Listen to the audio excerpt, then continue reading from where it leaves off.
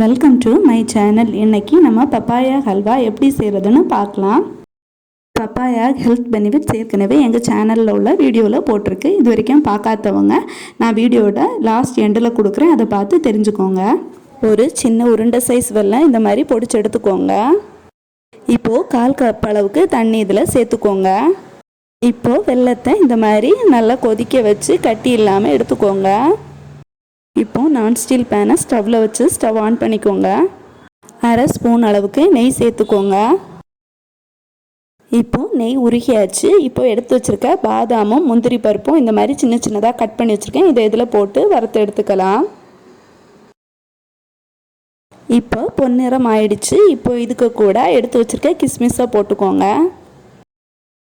பாதாம் இல்லைன்னா முந்திரி பருப்பு மட்டும் சேர்த்தா போதும்.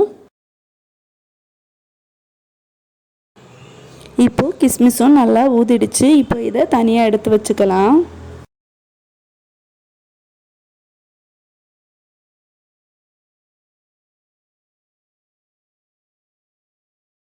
இதே பேன்லேயே துருவி வச்சுருக்க பப்பாக்காயை சேர்த்துக்கலாம்.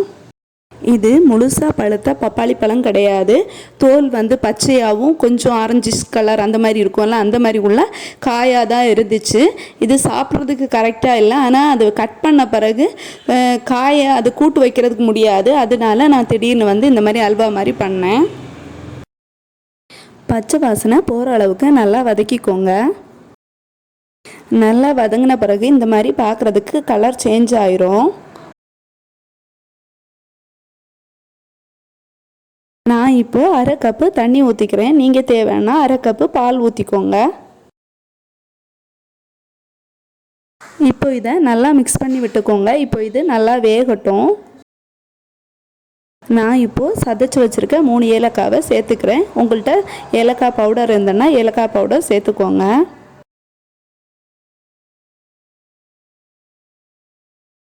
இப்போது அதை மிக்ஸ் பண்ணி கொடுத்துக்கோங்க. இதில் இருக்க ஈரத்தன்மை போகிற அளவுக்கு இதை நல்லா வதக்கிக்கோங்க. அப்போ தான் நல்லா வெந்திருக்குன்னு அர்த்தம். இப்போது எடுத்து வச்சுருக்க வெல்லத்தை வடிகட்டியில் வடித்து ஊற்றிக்கோங்க.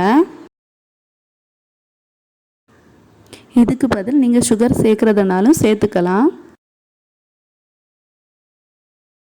இதை இப்போது நல்லா மிக்ஸ் பண்ணி விட்டுக்கோங்க.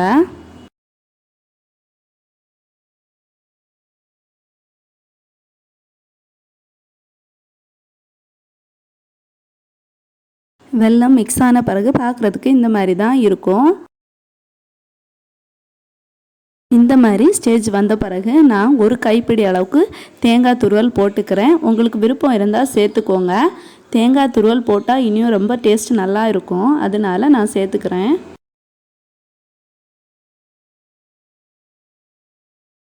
இது அல்வா பதம் வர்ற மாதிரி நல்லா சுருண்டு வரணும். அந்த அளவுக்கு வர்றது மாதிரி எடுத்துக்கோங்க.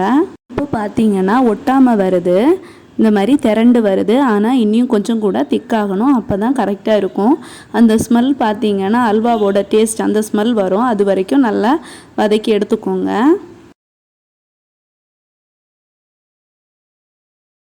இப்போது ஃப்ரை பண்ணி எடுத்து வச்சுருக்க பாதாம் முந்திரி பருப்பு கிஸ்மிஸ் இதெல்லாம் இதில் சேர்த்துக்கலாம்.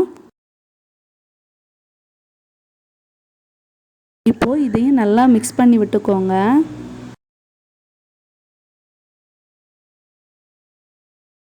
அல்வா பதம் வரும்போது நீங்கள் எந்த அளவுக்கு எடுத்தீங்களோ அந்த குவான்டிட்டியை விடவும் 1/4 பங்கு அளவுக்கு தான் வரும். இந்த மாதிரி திரண்டு வரும்போது நீங்கள் நெய் வேணால் நெய் ஆட் பண்ணிக்கோங்க. நான் இப்போ எக்ஸ்ட்ரா நெய் ஆட் பண்ணலை. இப்போது ஸ்டவ் ஆஃப் பண்ணிக்கோங்க. இப்போ இதை ஒரு சாஸெல்லாம் மாற்றிக்கலாம். ஹெல்த்தியான பப்பாளிக்காய் அல்வா ரெடி ஆகிடுச்சு. நீங்களும் வீட்டில் ட்ரை பண்ணுங்கள். Thank you friends.